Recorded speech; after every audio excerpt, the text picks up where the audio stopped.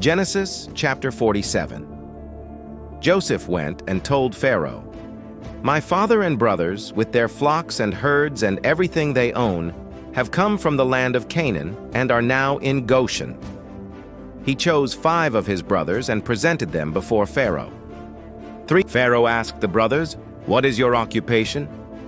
"Your servants are shepherds," they replied to Pharaoh, "just as our fathers were." They also said to him, "We have come to live here a while, because the famine is severe in Canaan and your servants' flocks have no pasture. So now please let your servants settle in Goshen." Pharaoh said to Joseph, "Your father and your brothers have come to you, and the land of Egypt is before you. Settle your father and your brothers in the best part of the land. Let them live in Goshen, and if you know of any among them with special ability, put them in charge of my own livestock." Then Joseph brought his father Jacob in and presented him before Pharaoh. After Jacob blessed Pharaoh, Pharaoh asked him, "How old are you?" And Jacob said to Pharaoh, "The years of my pilgrimage are 130. My years have been few and difficult, and they do not equal the years of the pilgrimage of my fathers." Then Jacob blessed Pharaoh and went out from his presence. So Joseph settled his father and his brothers in Egypt and gave them property in the best part of the land, the district of Ramesses, as Pharaoh directed. Joseph also provided his father and his brothers and all his father's household with food, according to the number of their children. There was no food, however, in the whole region because the famine was severe. Both Egypt and Canaan wasted away because of the famine.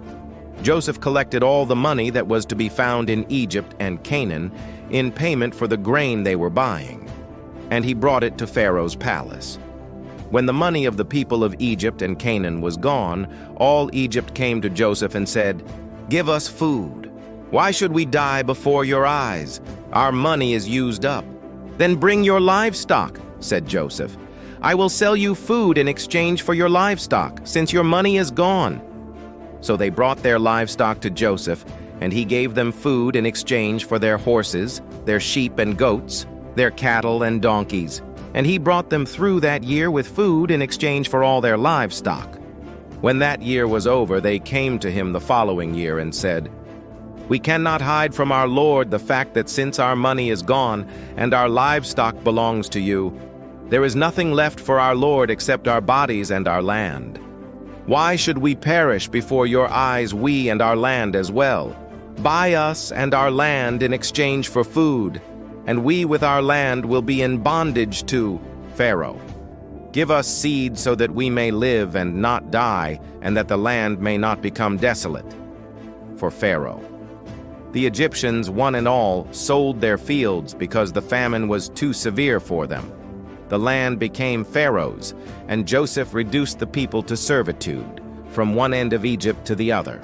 However, he did not buy the land of the priests, because they received a regular allotment from Pharaoh and had food enough from the allotment Pharaoh gave them. That is why they did not sell their land. Joseph said to the people, "Now that I have bought you and your land today for Pharaoh, here is seed for you so you can plant the ground. But when the crop comes in, give 1/5 of it to Pharaoh.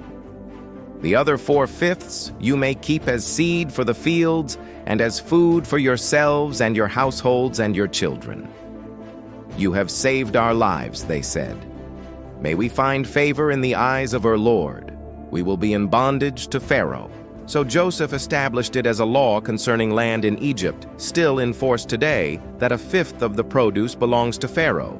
It was only the land of the priests that did not become Pharaoh's. Now the Israelites settled in Egypt in the region of Goshen.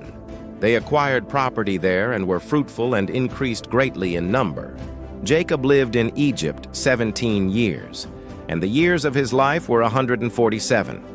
When the time drew near for Israel to die, he called for his son Joseph and said to him, "If I have found favor in your eyes, put your hand under my thigh and promise that you will show me kindness and faithfulness.